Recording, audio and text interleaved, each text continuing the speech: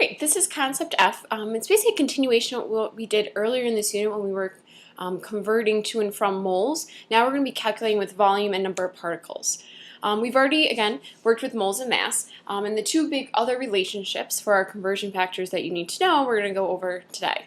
Now, going between moles and volume of a gas. Later in the year, we're going to be discussing something called ideal gases. Basically, these are gases that behave perfectly. They're not influenced by the collisions between particles or the attraction between particles. Molar volume is the amount of space that an ideal gas occupies at STP. Now, we can use that relationship because we can know that 1 mole of gas, and this only works for gases, occupies volumes of 22.4 liters. And that relationship, that equality, we can use when we're converting between moles and volume.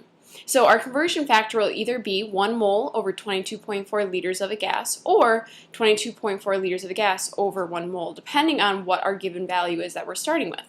So our first example is going from moles and finding the volume. So remember, as always, we start with how many moles we're given, so 1.33 moles of krypton.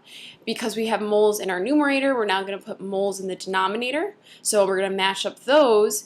We're going to always go and match up 1 with this mole when we're going to be going between moles and liters. And then that's equal to 22.4 liters of krypton. And then we're going to multiply across the top, divide by the bottom. We can also see that our moles are going to cancel out. So moles of krypton, we get rid of them because they're in both the numerator and denominator, and we're left with liters of krypton. Those are how those canceled out, so we were left with our unit. And then multiplying across the top and dividing by the bottom, we get our answer that 1.33 moles of krypton gas is equal to 30 liters of krypton gas. Great. See if you can pause the video and try this one out on your own. You should be going from moles to, again, liters of oxygen gas. We're going to start with what we're given, 0.45 moles of oxygen gas. We're then going to use our equality over on the right. So that's 1 mole of oxygen gas, which is equal to 22.4 liters of oxygen gas. We can cross out our moles of oxygen, so we're left with our desired unit, which is liters of oxygen. We're going to again multiply across the top and divide by anything on the bottom. So 0.45 moles of oxygen gas are going to take up 10.1 liters of oxygen. All right, so now we're just going to reverse this. We're going to start with liters. Here we're working with argon. So as always, we start with whatever our given value is, so 16.4 liters of argon. Now we're going to have to put liters on the lower part of our equality in the denominator, so that's 22.4 liters of argon, which is equal to 1 mole of argon. We can then cancel out our repeating units here in the numerator and denominator of liters, so we're left with our desired or target unit, which is moles. And then if we multiply across the top and divide by the bottom, it's 0.73 moles of argon. Remember, we're multiplying these two together. We're not, we don't have an equal sign between them, so we're not cross-multiplying. We're multiplying across the top and dividing by the bottom. And then finally, our number of moles present in 80.6 liters of ammonia gas at STP. Again, starting with what we're given, which is 80.6 liters of ammonia. We're then going to use our equality that gets us from liters to moles, which is 22.4 liters of ammonia gas, which is equal to 1 mole of ammonia gas. And then again, we can get rid of our liters of ammonia, left with moles of ammonia. And by multiplying across the top and dividing by the bottom, we get that 80.6 liters of ammonia gas contains 3.6 moles of argon gas. Oh, I'm sorry, that shouldn't be argon, ammonia NH3. All right, now going between moles and the number of particles, remember that 1 mole is equal to 6.02 times 10 to the 23rd particles.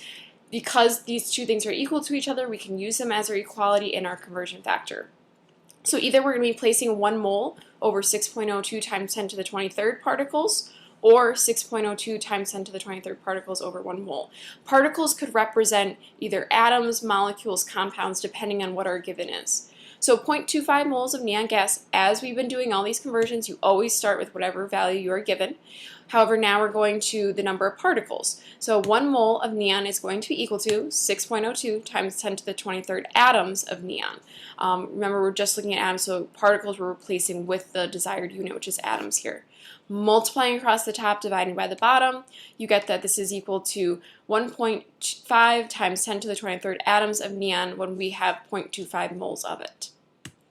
All right, numbers of moles when we are given 1.5 times 10 to the 23rd formula units of sodium chloride. We're going to start with our number of particles here, and you could write formula units. I think just for space I'd place particles.